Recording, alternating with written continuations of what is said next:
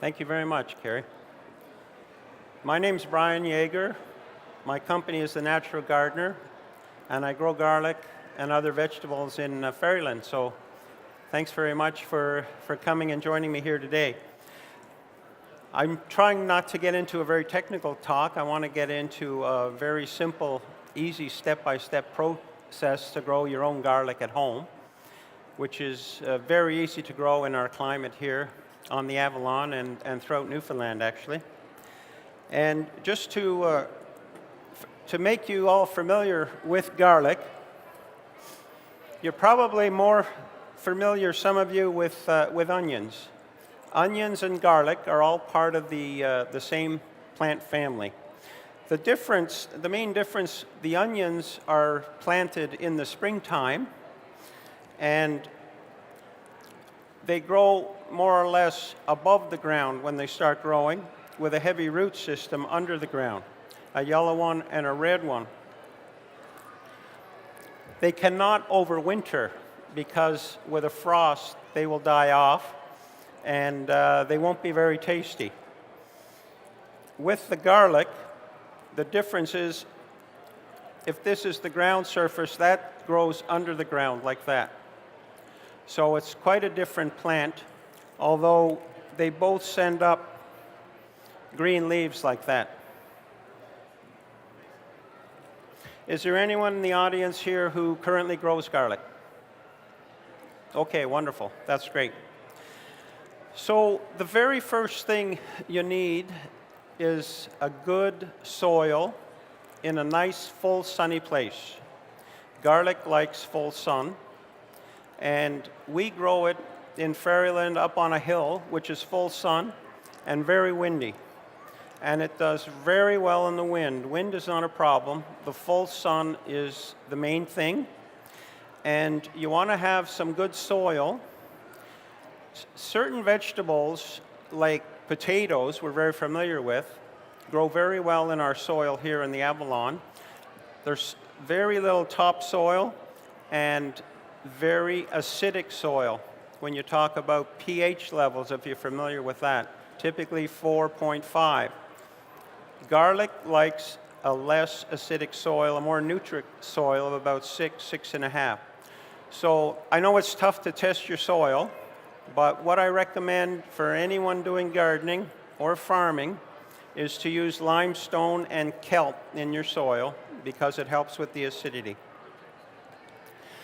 I'm going to demonstrate now how I go ahead and plant the garlic.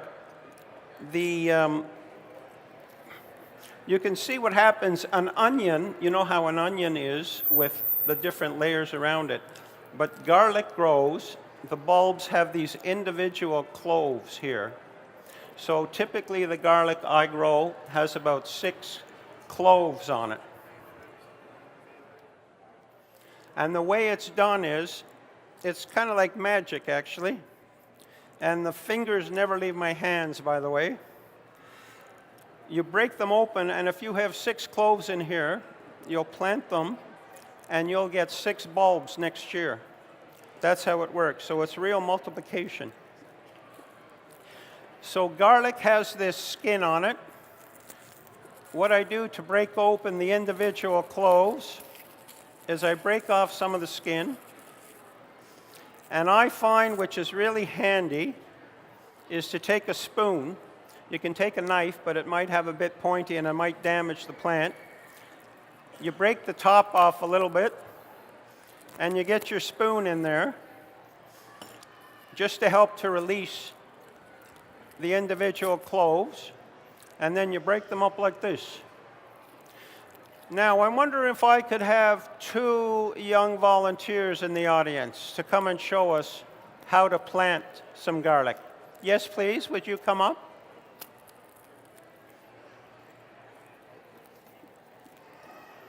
How are you? My name's Brian. What's your name? Hannah. Pardon? Hannah. Hannah. Thank you very much, Hannah. So, have you ever cooked with garlic before?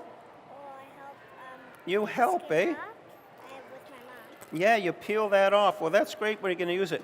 what we're going to do for planting garlic is we're going to try to keep the papery skin on for protection. And if it does fall off, it's not a big deal. It's similar to how you're planting tulips. I'll show you what we're going to do. I'm going to make the hole, and will you plant this for me, Hannah? What we want to do is we want to make a 3-inch hole. You pretty much want to have, that's about 1 inch the clove, and you're going to have 2 inches of soil above it. So if you make a 3-inch hole in there, which is approximately the length of my finger, and then would you plant that in there? So that's the pointy end up and the root end down. Go ahead, Hannah. Well done. Well done. Thank you very much. I appreciate that. Yeah, give her a hand. Thanks, Hannah, very much. I appreciate that. You can have a seat now. So that's all that's required to do garlic. Now, we'll be planting 25,000 garlic in October, and we won't be doing it all that way. But if we had a lot more Hannahs around, it would be a lot easier. So what I would recommend for planting garlic at home, depending on the size of the space you have, you would plant them on anywhere from 4 to 6 inch centers. You want to have them planted far enough from one another to give them room to grow, especially if you have really good soil and they grow quite big. You don't want them to compete with one another. Hi, how are you today?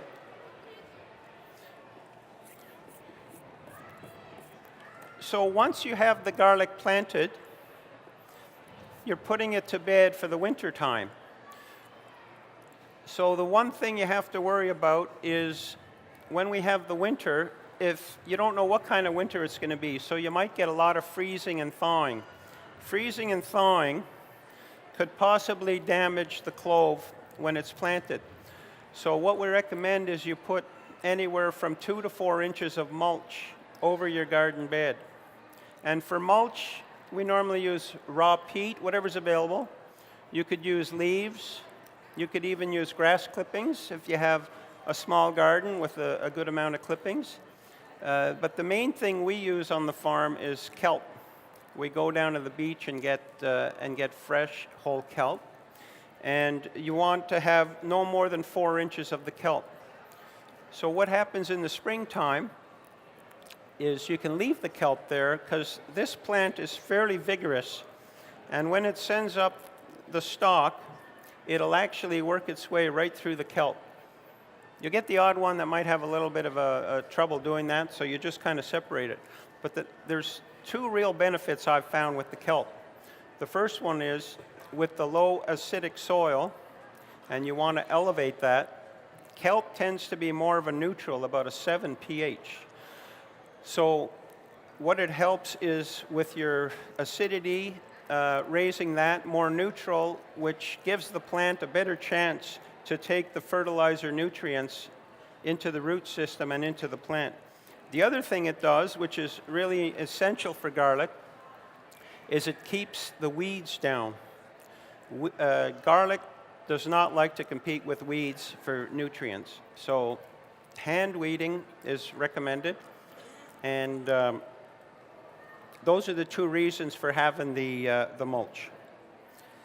Some people have asked me about using wood chips. I'm not, if you have some really old wood chips that are well composted, it's not an issue. But if you have new wood chips, what happens is the nitrogen in your soil tends to get depleted by the wood chips, because what it's trying to do is nitrogen break down the wood chips into that compost. So garlic is a heavy feeder of nitrogen as far as fertilizer goes. So you want to avoid fresh wood chips. Fertilizing, we fertilize with kelp and capelin, a combination of the 2. The capelin has nitrogen, high nitrogen content, so that's how we use that. We sometimes spray it on the soil, or we sometimes use it what we call a foliar spray. And what that is a spray that's sprayed right on the plant. Any green leafy vegetable, as in garlic, will benefit from direct spray onto the leaves. So then that nutrient is available readily to the plant. There are some other things we've used before. Alfalfa, which is a high nitrogen content, I find works very well. But when you do put that onto the soil, you want to rake it in a little bit to have a little bit of soil covering it. So when you do get the moisture, that the alfalfa stays there and it doesn't blow away. We'd like to fertilize approximately every 2 weeks, depending on the conditions, how much rain we've had, and how the plant is doing. I know that might sound like a lot, but if you want to get big garlic bulbs, you need to fertilize regularly. Pardon? When do you start fertilizing is the question. So in approximately end of May, June, in our climate, you'll see the green part of the garlic emerging. And when that gets about 3 inches tall, that's when I start fertilizing.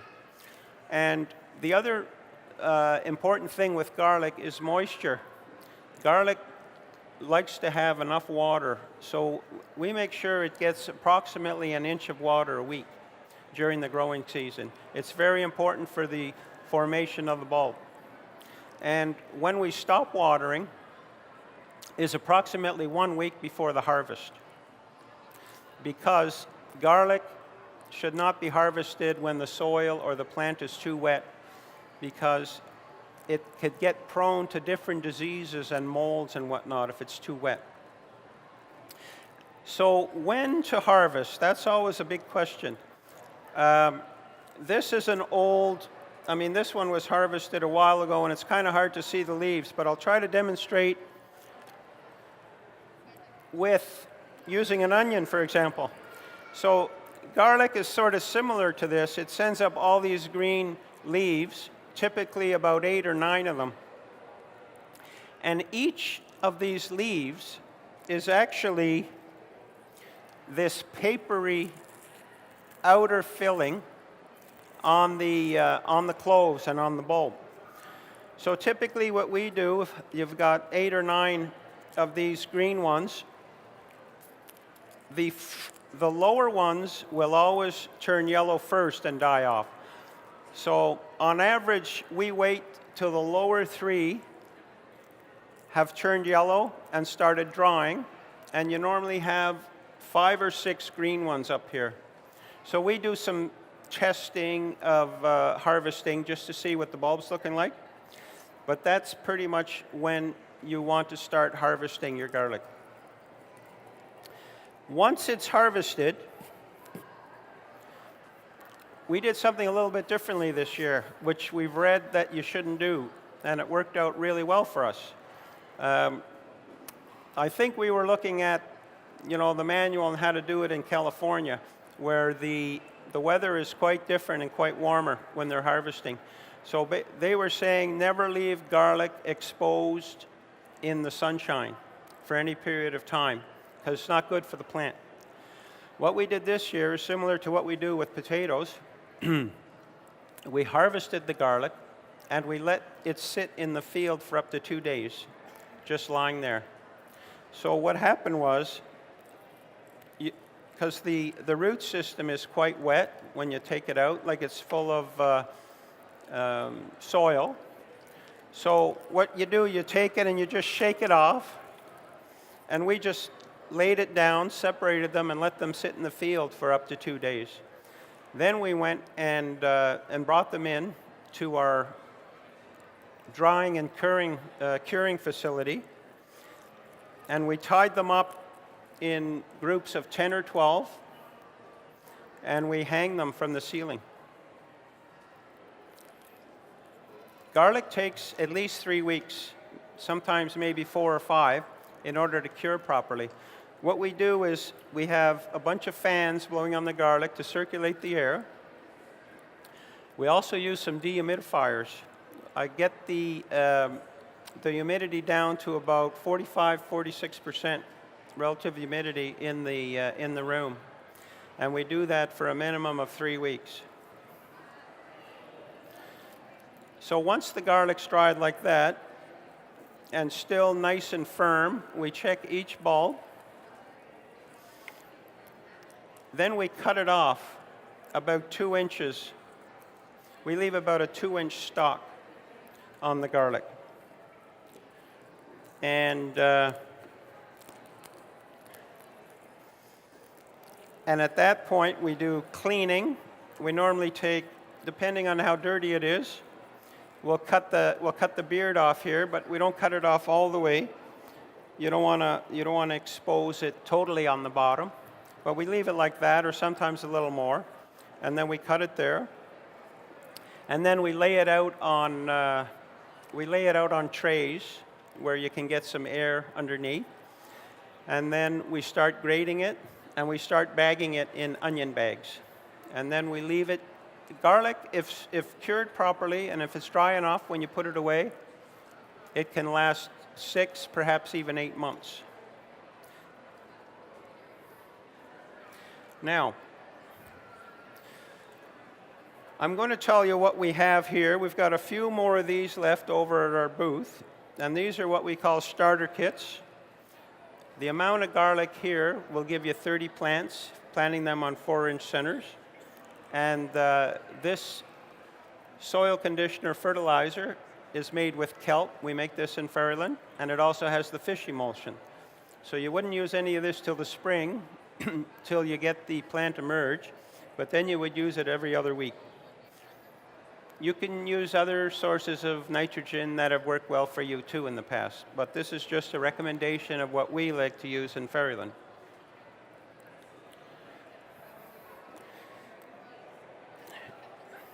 There's a couple of products we make just for ourselves, different things you might want to do with garlic. This part, which is the seed pod, which is called Escape, will emerge sometime in July. What you want to do is you want to take that part off. It's delicious for all kinds of recipes. I like barbecuing it myself with some olive oil and salt and pepper. But I also like to bottle it.